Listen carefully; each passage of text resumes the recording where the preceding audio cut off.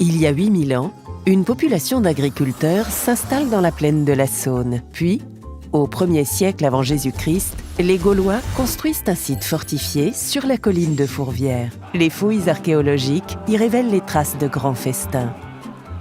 En 43 avant Jésus-Christ, le lieutenant Munatius Plancus, envoyé par Rome, fonde la colonie de Lugdunum. C'est la naissance de Lyon.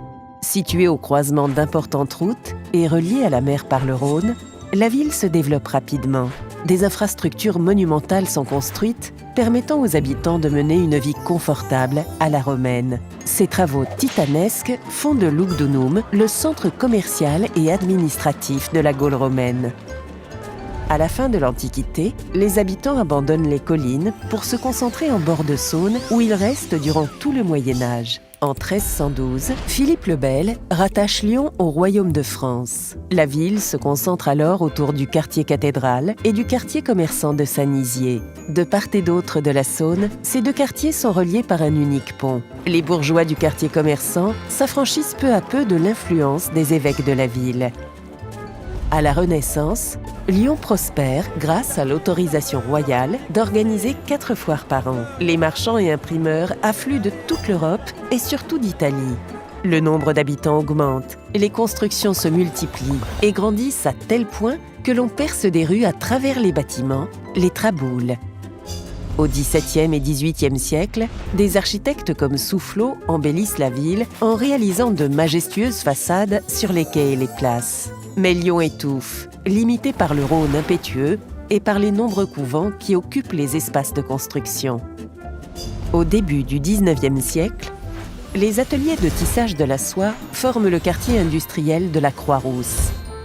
Les projets de Perrache et de Morand permettent de doubler la superficie de la presqu'île et de franchir le Rhône.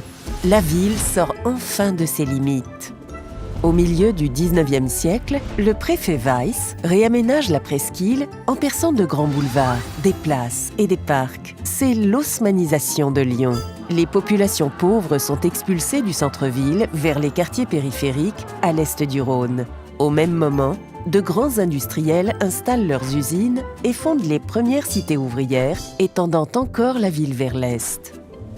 Au début du XXe siècle, le maire Édouard Herriot et l'architecte Tony Garnier doivent faire face à l'augmentation de la population ouvrière. Ils bâtissent des logements collectifs et des équipements en suivant les nouvelles normes d'hygiène. Dans les années 1960 et 1970, à l'ère du béton et du tout-voiture, Lyon est traversée par l'autoroute.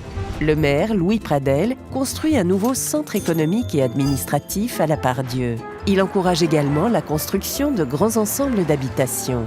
Au même moment, avec le succès de la maison individuelle, la ville continue de s'étendre dans les campagnes voisines. À partir des années 1990, les différentes équipes municipales tentent de réduire la circulation en ville et réaménagent les anciens quartiers industriels en friche. On embellit la ville pour attirer de nouveaux habitants et de nouvelles entreprises. Lyon entre en concurrence avec les autres grandes métropoles européennes. Aujourd'hui, Lyon poursuit son développement. Cette croissance continue soulève de nombreux défis humains et écologiques pour l'avenir.